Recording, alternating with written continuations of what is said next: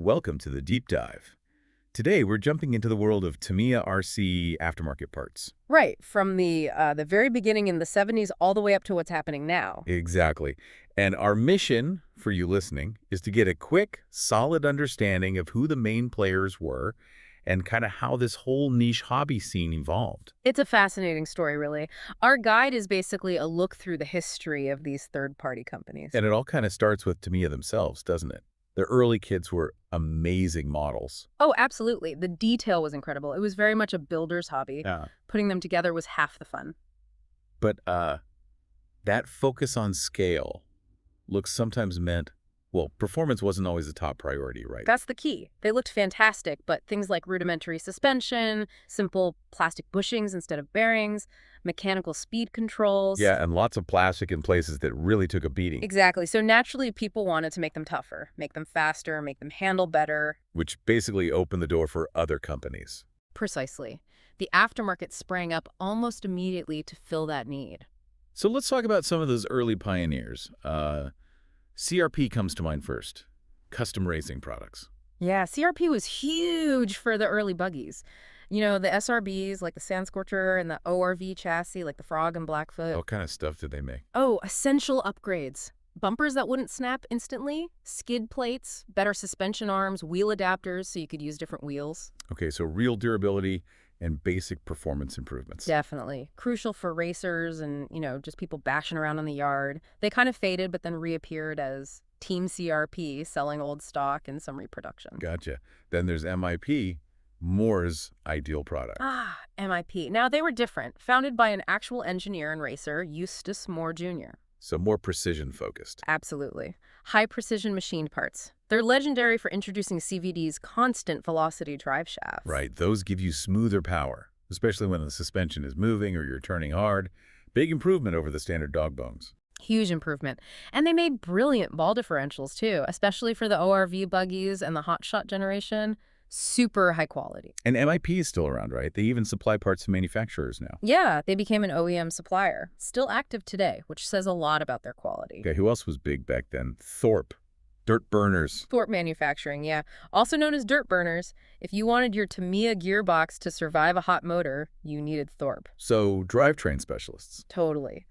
Ultra-durable ball differentials for loads of Tamiya models, hotshot SRBs, ORVs, plus heavy-duty gears, shafts, axles, basically bulletproofing the transmission. Essential stuff if you were pushing the limits. Absolutely critical. Prevented a lot of stripped gears and heartache. And Parma, I know that. Parma PSE, Parma Speed Engineering. They came over from slot cars. They had a really wide range. Some performance parts, sure, but... The bodies? Lexan bodies. Exactly. They were famous for their clear Lexan body shells. You could paint them any way you wanted. Super durable, too. Plus decals, fast color paints. So performance and customization. Yeah, they also did suspension parts, bumpers, adapters for certain kits like the Frog and Fox. Still around, though, maybe focused differently now. What about some of the maybe more niche players? Hot trick stuff? Oh, yeah, Hot Trick. Very high-end. Lots of red anodized aluminum composite materials. Really aimed at serious racers. Like full chassis conversions. Yeah, chassis plates, trick suspension systems, entire front-end kits for the hotshot. Very premium, very cool. Defunct now, and their parts are super collectible. And JG Manufacturing. JG made really tough parts, often from G10 fiberglass, known for things like an upper A arm brace for the Tamiya Fox, probably shock towers for the Blackfoot too. Also gone now. Yeah, vintage parts are sought after. Some reproductions exist, maybe? And briefly, Twin K or AJs, they were more about wheels and tires, offering foam options, which were big for racing then. So lots of activity, especially in the U.S., California, it seems. Seems that way. A real hub focused on those popular Tamiya chassis, SRB, ORV, hotshot. Yeah. And they brought in new materials, better plastics, aluminum, composites. And key innovations like ball discs and CVDs. Definitely. They really pushed the performance envelope. Okay, let's fast forward. The 2000s to now. What changed?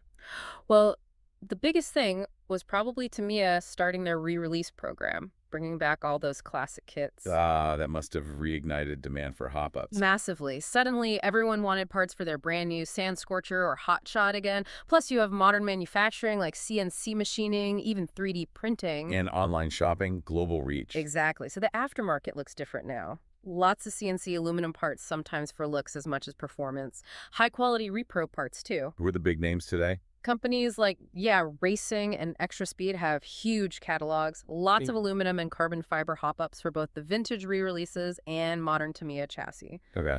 Then you have RC4WD, who focus heavily on scale realism. Amazing metal detail parts, Hmm. realistic suspension, wheels, tires, especially for Tamiya's trucks and crawlers. And getting these parts is easier now. Much easier. Online retailers like TTP Models or Asia Tees ship worldwide. You can even find companies like Factory Works making reproductions of classic vintage parts, or Kingley making full CNC aluminum chassis for old models. So the modern scene is a mix of performance, bling, and scale detail. Yeah, it's kind of balancing all three. And Tamiya themselves got more involved with their own hop-up options line. Right, competing with the aftermarket they helped create.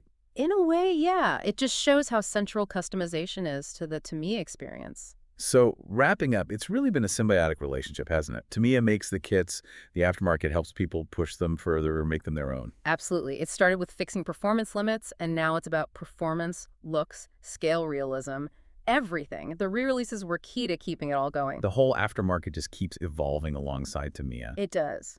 Which kind of makes you think, what drives you in a hobby like this? Is it chasing the ultimate performance, getting the look just right, recreating something historical, or just the fun of tinkering? That's a great point. Right. Maybe check out some online forums for your favorite Tamiya model. You'll see incredible creativity out there. For sure. The passion is definitely still alive and well. Well, thanks for diving deep into the Tamiya aftermarket with us today.